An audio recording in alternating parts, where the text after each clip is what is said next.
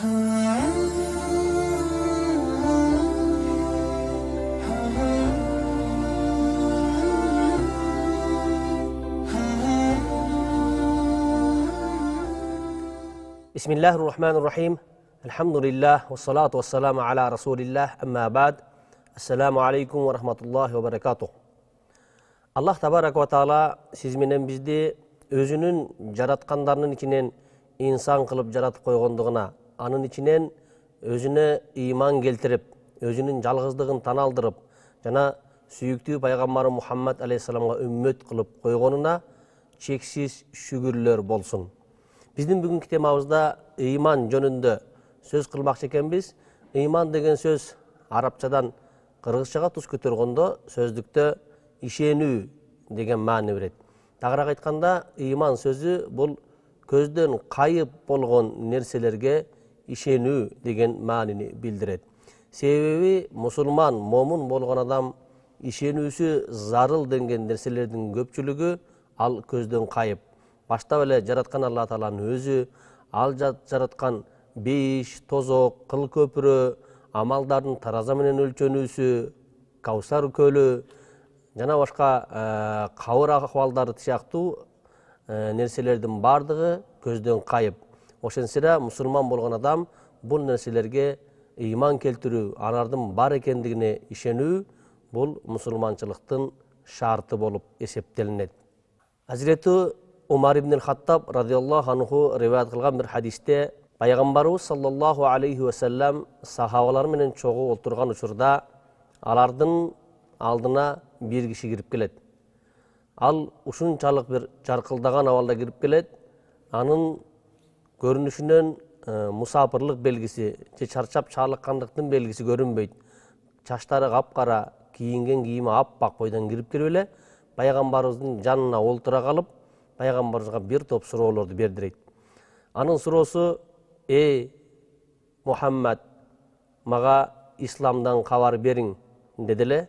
Peygamberimiz sallallahu aleyhi ve sellem İslamdın emne ekendигин, tagıraak aytkanda Allah'a iman keltirүү, jana Peygamberge iman keltirүү, andan keyin namaz okuu, andan keyin Ramazan ayında oroza karmоо, maldın bir ölçöme jetkende zeketin berүү, ошондой эле эгер жолуна күчү жетсе Kaabаны зиярат кылып ач кылуу керек экендигин уктурат. А кишинин пайгамбарыбызга берген экинчи суроосу ыйман жөнүндө болгон. Ыймандан кабар бериңиз дегенде пайгамбарыбыз ыйманды мындай сыпаттап берген. Ыйман дегени бул Алла Тааланын жалгыз экендигине, жана Мухаммад алейхиссалам Алланын пендеси жана элчиси экендигине күбөлүк берүүң. Ошондой эле Алланын düşürgen kiteplerine, Allah'ın periştelerine, ошондой эле жакшылык, жаманлыкты Allah'tan деп билүүң, өлгөндөн кийин кайра тирилүүң деп мына ушундай бир канча сыпаттарын жана шарттарын айтып түшүндүргөн. Демек, биз мусулмандарга маалым болгон, бардык медреселерде окутулуп жүргөн калимай муфассал, жолусам иману муфассал деген келимеден билинип турат. Biz imanlı boluşu üçün imandın 7 şartı delingen neseni tak dana bilip alışımız gerek. Al imanın mufassalamında devam edilat. Âmentu billahi ve melaikatihi ve kutubihi ve rusulihi vel yevmil âhiri vel kaderi khayrihi ve şerrihi minallahi teâlâ vel ba'thi ba'del maut. Men Allah'a iman keltirdim. Anın periştelerine iman keltirdim. Anın kitaplarına iman keltirdim. Anın peygamberlerine iman keltirdim. Jana жакшылык, жаманлыкты Аллахтан деп билүүгө иман келтирдим. Ошондой эле өлгөндөн кийин кайра тирилүүгө иман келтирдим деп айтылат. Демек иманда мына ушул 7 нерсенин баарын бирде ишенип, бирөөсүнө ишенип, бирөөсүнө ишенбей, баарын так билгенибиз имандуулуктун шарты деп айтылат.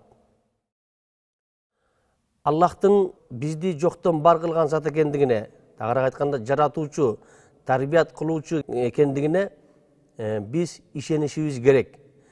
Аны кандай ишенебиз? Физикалык закондо бир нерсенин бар экендигин билүү үчүн аны көз менен көрүш керек, же болбосо кулак менен угуш керек, же болбосо анын даамы билиниш керек, же болбосо аны кармай билиш керек, же анын жыты болуш керек деп мына ушул 5 нерсени шарт коюлган. Бирок физикалык закон бүгүнкү күнгө келип өз күчүн жоготту десек болот. Себеби бир нерсенин бар экендигин мына ушул жогоруда айтылган 5 нерсесиз деле билсе болот экендиги айкын болду. Бир мисалга алып көрө турган болсок, бүгүнкү күндө биздин жашообузга ушунчалык терең кирип келген колубуздагы смартфон телефондорду алып көрсөк, булардын ар кимисинин өзүнүн сим картасы бар, анан асманда ызгып жүргөн толкундары бар. Мисалы үчүн сизге бирөө асманда Билайындын же Мегакомдун ультра толкундары жүрөт десе, сиз аны көзүңүз менен көрбөсөңүз да, кулагыңыз менен укпасаңыз дагы, анын даамы же жыты болбосо да, же колуңуз менен кармап көрбөсөңүз деле анын бар экендигине ишенесиз. Себеби сиздин колуңуздагы ошол телефонуңуздун иштеп тургандыгы ал толкундардын бар экендигинен кабар берет. Анын сыңарында эле бүт ааламды жоктон бар кылган, жаратылыштын ушундай бир керемет тартиптери, асман телолорунун өзүнүн аракеттери жана башка коюңуз, көптөгөн кереметтердин бардыгы кандайдыр бир сырдуу жаратуучу бар экендигинен кабар берет. Андыктан биз Алла Тааланын бар экендигин моюндашыбыз керек. Бир 2 аян ушул жерге камтып кетели. Ошол бир нерсенин бар экендигин ишенүүдө бизге түшүнүү, тагыраак айтканда түшүнүүдө толук жардамчы болот. Бир бала батыш мамлекеттерине барып, дүйнөлүк билимди окуп, анан окуусун аяктап, ал жакта докторантурасын коргоп, докторлук диссертациясын жактап, мына ушундай бир чоң бир не деп коет, академикпи же болбосо доктору бир чоң аалым болуп келгенде, үйдөгү ата энеси байкуштар мусулман болгондуктан бир күндө томолоп, жумалап дейбиз 5 убак намаз окугандыгы бул билимдүү балага жакпайт. Анан ата энесине суроо берет. Силер бир күндө мына ушинтип томолоп, жумалап эле бирдекелерди кыласыңар. Неге сыйынып атканыңарды билбейсиңер? Кудай дейсиңер, Кудай бар нерсеби, жок нерсеби деп ата энесин кысмакка алып кыйнай баштайт да, аларга мындай деген суроо коет. Эгер Кудай бар болсо, анда мага аны көрсөткүлө же карматкыла. Мен качан аны кармап көрсөм же көзүм менен көрсөм, анан бар экендигине ишенемин. Экинчи маселе, силер айтасыңар, тагдыр, бардык нерсе Кудайдын тагдыры менен, өлчөөсү менен болот десиңер. Мен мисалы буга ишенбеймин. Ар күнү эрте менен турганда мен ар бир ишимди өзүм пландаштырамын, өзүм тартиптештиремин. Ошол тартип боюнча күнүмдүк ишимди алып барамын. Бул тагдыр деген деле жок нерселер. Үчүнчүсү дагы силер бир ишенимди айтасыңар, бул нерсеге жаш балдар деле ишенбейт. Мисалы, Кудай Таала шайтанды оттон жараткан, анан аны тозокко салып азаптайт дейсиңер. Шайтан деле оттон жаралган болсо, тозок деле оттон турган болсо, анан отко от түсө алгантип азапталсын. Отко от кирсе же болбосо кошулса, ал кайра азапталуунун ордуна кубатталбайбы деди. Байкуш ата эненин буга жооп берерге билими жок. Тагыраак айтканда канааттандырарлык бир нерсе айта албай, анан ислам аалымдарына кайрылат.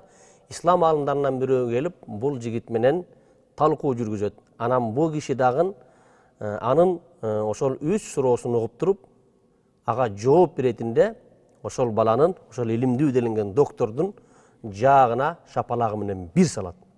Бул эмне кылганың десе, бул ошол сенин берген 3 эле сурооңо жообум болот деди. Кандай жооп болот дедиле? Аалым мындай деп түшүндүрдү. Мен сени урдумбу? Ооба. Эгер ошол урганым чын болсо, эмне болду сенде? Урганың менин жаагым ооруп атат деди. Жалган айтасың, ооруган жок деди. Кайра жалганга чыгара бердиле. Анан жанакы аалым айтты, эгер чындап эле жаагың ооруп аткан болсо, анда аны мага колума карматасың же көзүмө көрсөтөсүң, ошондо гана ишенемин деди.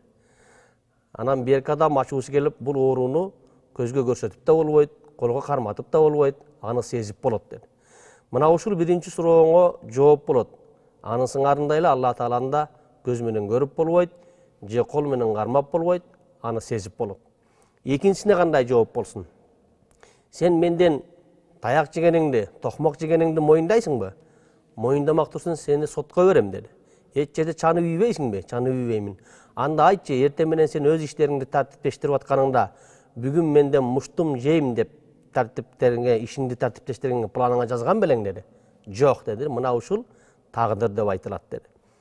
Üçüncü suroого жооп беретинде айтарым, менин колум териден, сенин жаагыңда териден, тери менен терини урганда, экинчиси азапталып атат. Анын сыңарында эле Алла Таала оттон жаралган шайтанды деле тозокко салып азаптап кое алат деди. Ыйман мына ушундай мисалдар аркылуу адамдарга түшүндүрүлгөн. Демек мен бул мисалда айтканым, Аллах Тааланын бар экендигине ыйман келтиришибиз керек, ишенишибиз керек. Бизди жоктон бар кылган, бүтүн жаратылышты өзүнүн көркөм, чебер тартиби менен жөнгө салып койгон бир зат экендигин моюндаганыбыз туура болот. Аллах Тааланын периштелерине ыйман келтирүү. Периштелер дагы Аллах Тааланын биз сыяктуу эле жараткан пенделери деп айтылат. Бизден айырмасы, адамдардан айырмасы, Аллах Таала алардын нурдан жараткан деп айтылат. Аларда эркек ургаачылык жок, аларда жеп ичүү деген нерсе жок. Дайыма алар Кудайдын буйруктарын аткарып, таат, ибадат менен, кулчулук менен өмүр өткөрүшөт дейт. Периштелердин саны канча экендигинде так маалыматтар жок. Себеби пайгамбарыбыз саллаллаху алейхи ва саллям Миражга чыкканда, ал жердеги Байтул Маъмурду көрүп, ал жердеги периштелердин аны таваф кылгандыгын көрүп, Азирети Жабраилден сураганда, күнүнө 70.000 периште ошол Байтул Маъмурду таваф кылып айланат. Бир кирген периште кыяматка чейин кайра ага экинчи жолу кезек келбейт дейт. Демек мындан билинет, периштелердин саны аябай көп, анын так санын бир гана Кудай Тааланын өзү билет. Периштелердин ичинен Аллах Табарак ва Таалага жакындары бар деп айтылат. Муну ал-малаикатул муқарраба, Аллах Таалага жакын болгон периштелер деп айтылат. Алар Жабраил алейхиссалам, Микаил алейхиссалам, Исрафил алейхиссалам, анан өлүм периштеси деп айтылат. Жабраил алейхиссаламдын милдети Аллах Табарак ва Тааланын вахийлерин анын жердеги элчилери болгон пайгамбарларга жеткирүү милдети болгон. Адам атабыздан баштап биздин сүйүктүү пайгамбарыбыз Мухаммад саллаллаху алейхи ва салламга чейин канча пайгамбар өткөн болсо, ошолордун баарына Алланын кабарын, буйруктарын, вахийсин мына ушул Жабраил периште өзү алып келип жеткирип турган. Экинчиси Микаил периште жөнүндө айтылат. Микаил периштеге Аллах Таала берген милдети, анын аткара турган милдеттери ушул табиятты көзөмөлдөйт. Табияттагы аба ырайын жамгыр жаадырып, шамал болуп, мына ушул жер асман телолору дейбизби, күн, айлардын тартиптерин бүт көзөмөлдөп жүргүзүп туруучу мына ушул Микаил периште деп айтылат. Андан кийин Исрафил деген периште болгон. Исрафил периштенин аты Исрафил деп айтылуусу хадисте келген. Бирок Кур'анда айтылган эмес. Кур'анда Жабраил жана Микаил периштенин гана аты айтылган. Исрафил периштенин милдети сур деген өзүнчө бир чалатырган аспап болот. Муну аалымдар сур, найкер, не сыяктуу, жолусом тоул вас сыяктуу деп айтылат. Бирок биз аны сур экендигине гана ыйман келтиребиз. Анын кыла турган иши ошону эки жолу чалат дейт. Бирөөсү биринчи чалганда бүтүн жан заттын баары өлүп жок болуп, кыямат болуп, экинчи жолу чалганда жан заттын бүт баары тирилип кайра кыямат үчүн келишет дейт. Ал эми кийинкиси өлүм периштеси деп айтылат. Бул өлүм периштеси баарга маалым болгондой, Кудайдын буйругу менен бүтүн жан заттын, адамзат болсун, жаныбар болсун, жаныбар нерсенин баардыгынын Кудайдын буйругу менен жанын ала турган, милдетти аткара турган периште деп айтылат. Бул периштенин аты Кур'анда келген эмес, хадисте келген эмес. Аны үчүн муну Азраил деп айткандан көрө өлүм периштеси деп айткан туурараак болот. Азраил деген аты бул ошол жөөттөрдүн өздөрүнүн икаяларында айтылат. Андыктан биздер Азраил деп айтуу адатка айланган. Бирок туурасы мунун аты Кур'анда да, хадисте да келбегендиктен өлүм периштеси деп айтканыбыз туура болот. Андан сырткары ар бир адамдын оң жана сол мүрүсүндө анын сооп амалдарын жана күнөө амалдарын жазып тура турган периштелер болот. Адам затын ар кандай кырсыктардан сактоосуна себепчи боло турган периштелер болот. Адамдарды кайтыш болгондо, кабырга коюлганда алардан сурак сурай турган периштелер болот. Кыскасы мына ушундай ар бир периштелердин өзүнүн милдеттери жана аткара турган амалдары бар. Рамазан айында Кадыр кечеси болгондо асмандагы периштелердин баары жерге түшүп келет дейт. Ал жерде бүтүн периштелер инсандар менен кошо ошол Кадыр кечесинде чогуу болот деп айтылат. Андан кийин Аллах табарак ва тааланын китептери деп айтылат. Китептер дегенде Аллахтын пайгамбарларына берген китептери көздө тутулат. Алар 4 деп айтылат биздин диний китептерибизде. Биринчиси Забур деген китеп, бул Дауд алейхиссалам деген пайгамбарга берилген. Андан кийин Таурат деген китеп, бул Муса алейхиссаламга берилген. Андан кийин Инжил деген китеп, бул Иса алейхиссаламга берилген.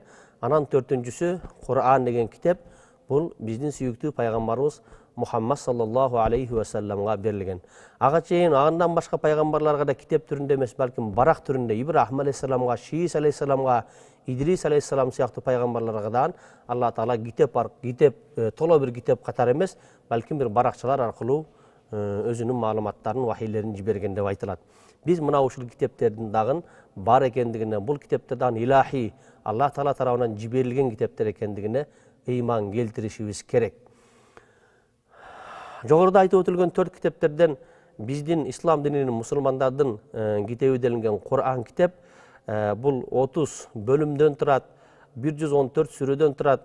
Мында бүт шарият өкүмдөрү, анан Аллах табарак ва тааланын сыпаттары, ошондой эле бизге чейинки өткөн пайгамбарлар жана үммөттөрдүн тарыхы айтылган. Кур'анда бир сөз дагы жада калса бир тамгасы дагы ката эмес. Аллах табарак ва таала өзү Кур'анды кыяматка чейин таза сактайм деп убада берген.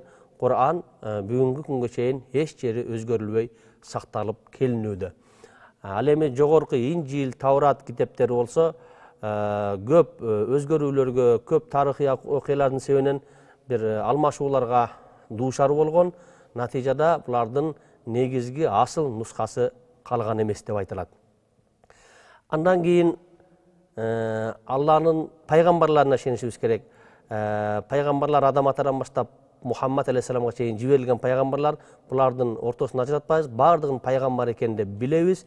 Пайгамбарлардын так саны бир гана Кудайга маалым. Себеби Алла Таала Кур'анда биз сага айткан дагы айтпаган дагы пайгамбарлар деп айткандыктан 124 миң же башка деп пайгамбарлардын бир санын чектеп койгон туура эмес. Андыктан пайгамбарларга иман келтирдик деп коебуз. Эң акыркысы ушул биздин сүйүктүү пайгамбарыбыз, эң туура жана пайгамбарлардын эң кожосу болгон деп айтсак болот.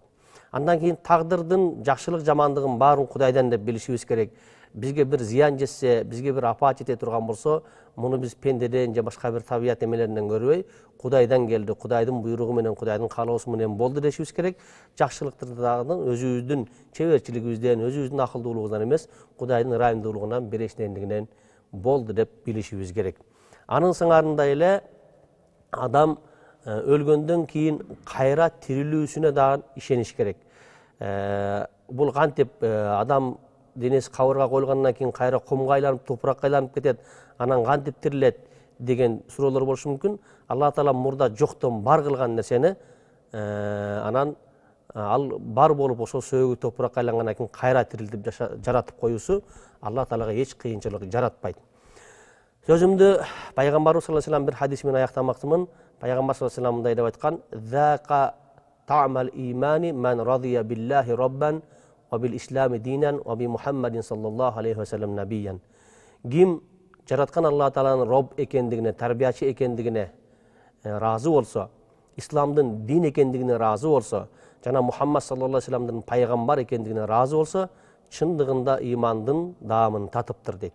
Демек биз Алланын жаратуучубуз экендигине, исламдын биздин динибиз экендигине, ошондой эле Мухаммад алейхиссаламдын пайгамбар экендигине разы болуп, Кудайга көп шүгүрчүлүк кылып жашасак, имандын даамын таткан болобуз жана чыныгы момундардан болобуз. Аллах табарак ва таала дайыма биздин иманыбызды бекем кылсын. Бүтүн жумла журттун мусулмандардын урпактарынан кыяматка чейин имандын нуру өчпөсүн. Бардыгыңыздарга имандуулук каалайм. Алла Таала бардык амалдарыбызды кабыл кылсын.